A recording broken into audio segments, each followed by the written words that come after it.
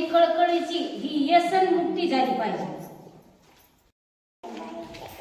माझ्या मावरा या गावामध्ये ग्रामसभेमध्ये आज महिलांचा उत्स्फूर्तपणे सहभाग नोंदवला आहे. तर माझ्या गावकऱ्यांना आणि शासनाला अशी विनंती आहे की माझ्या गावामध्ये अवैधरित्या दारू पत्ते विक्री चालू आहे. हातभट्टी नाही पण देशी दारू आणि दुकानावर सर्रासपणे दारू विकली जाते. यासाठी महिला भगिनी आज खूप दिवसापासून त्रस्त झालेले आहेत आणि त्यामुळं त्यांनी ग्रामसभेमध्ये विषय मांडला आणि सर्वानुमते दारूबंदी करणे गरजेचे आहे. त्याचे अनेक कारणे आमच्या समोर बघायला मिळाली.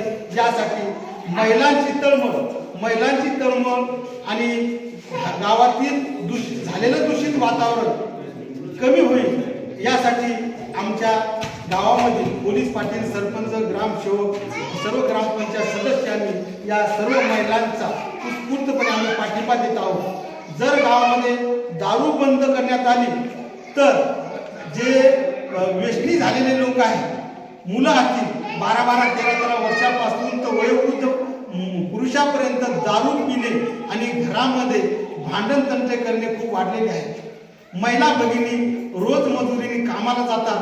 100-200 रुपये आणल्यानंतर त्यांच्याच 200 रुपयावर डल्ला मारून जे पती असतील, मुलं असतील, सासरे असतील हे घरात गोंधळ घालतात आणि पैशाची मागणी करतात. जर महिलांनी कामाला कष्ट करून जर पैसे दिले नाही, त्यांना मारहाण करून त्यांना 2 वेळेचं जे जेवण मिळायला पाहिजे ते सुद्धा त्यांना खाऊ देत नाही. यासाठी मी गावाचा सरपंच या नात्याने या महिलांसोबत आहे. जर शासन दरबारी जाण्यासाठी मला यावं लागलं तरी मी येण्यास तयार आहे.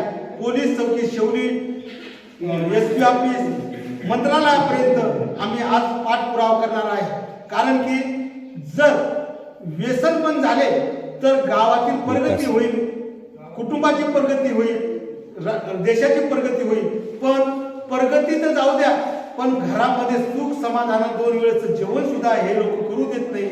यासाठी माझ्या महिला भगिनीसोबत मी सरपंच नात्याने, गावाचा प्रमुख नात्याने खंबीरपणे उभा आहे.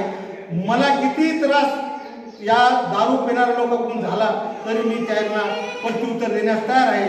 यासाठी माझ्यासोबत ग्रामसेवक आणि पोलीस पाटील आणि तलाठी साहेब सुद्धा आहेत. यासाठी आम्ही चांगल्या पद्धतीने गावामध्ये दारूबंदी करण्यासाठी पुढाकार घेत आहोत. याची शासनाने दखल घ्यावी आणि मावरा गावातील दारू बंद करण्यासाठी आम्हाला सहकार्य करावे. हीच एवढी मी विनंती शासनाला आणि दारूबंदी उत्पादक शुल्क या विभागाला करू इच्छितो. एवढं बोलून मी इथं थांबतो. माझ्या महिला भगिनीसोबत मी कठोरपणे उभा राहणार.